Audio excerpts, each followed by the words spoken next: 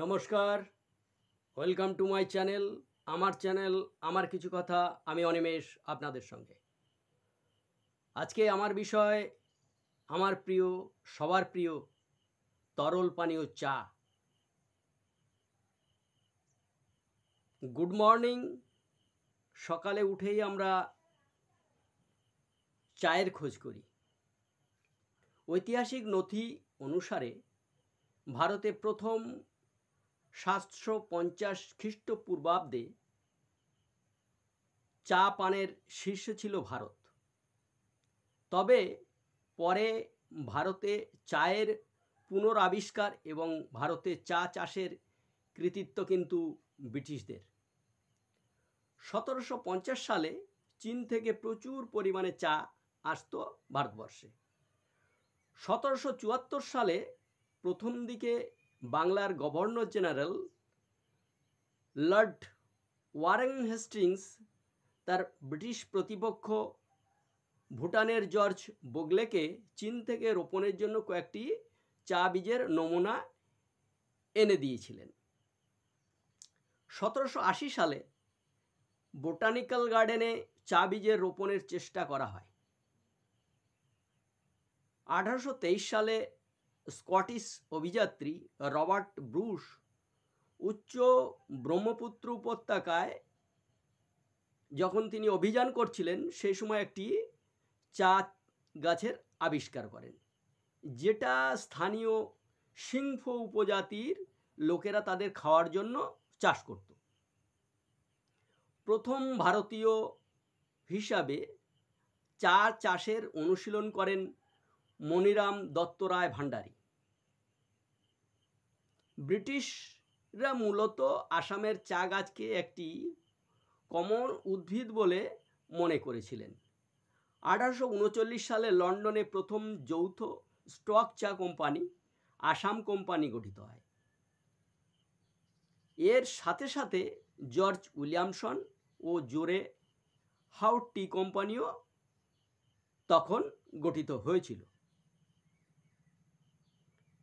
1841 সালে দার্জিলিংয়ে চীনা চায়ের জাত রোপণ করা হয় এবং 1850 সালে দার্জিলিংয়ের বাণিজ্যিক চা বাগানগুলি পপ আপ হতে শুরু করে। 1874 সালে 113টি বাগান স্থাপন করা হয়। এই বাগানগুলি 18,884 একর জুড়ে স্থাপন করা হয়েছিল এবং তার থেকে 3.9 মিলিয়ন পাউন্ড চা উৎপাদন হয়েছিল।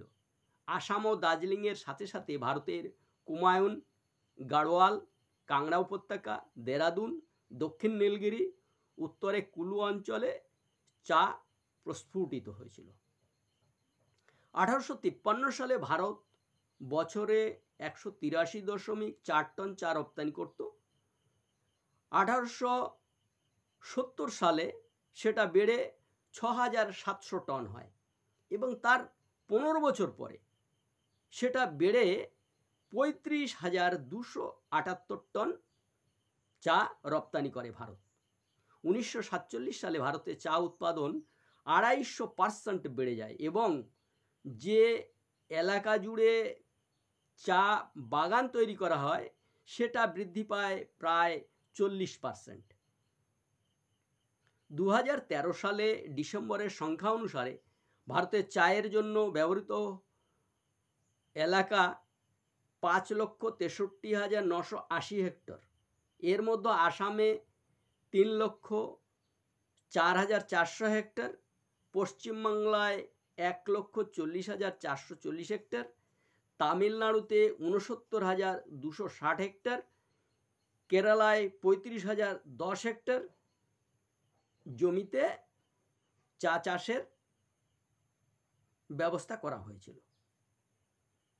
2014 এবং 15 সালে প্রায় 1197.18 মিলিয়ন কেজি চা উৎপাদন হয়েছিল। এই তথ্য অনুসারে আমরা যেটা পাই যে চা যে উৎপাদন কত তাড়াতাড়ি বৃদ্ধি পেয়েছে সেটা আমরা তথ্য দেখলেই বুঝতে পারি। আপনার প্রিয় কোথাকার চা সেটা কমেন্টে জানাবেন। আমার আজকের ক্লিপ ভালো লাগলে লাইক শেয়ার করে আমাকে এগিয়ে নিয়ে যাওয়ার জন্য সাহায্য করবেন। নমস্কার, ধন্যবাদ।